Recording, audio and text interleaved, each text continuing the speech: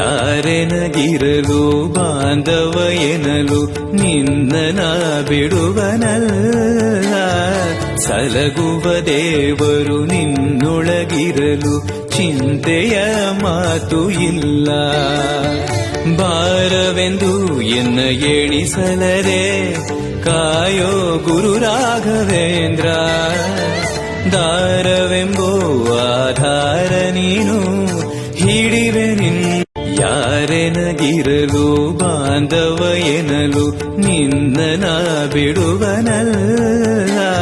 ಸಲಗುವ ದೇವರು ನಿನ್ನೊಳಗಿರಲು ಚಿಂತೆಯ ಮಾತು ಇಲ್ಲ.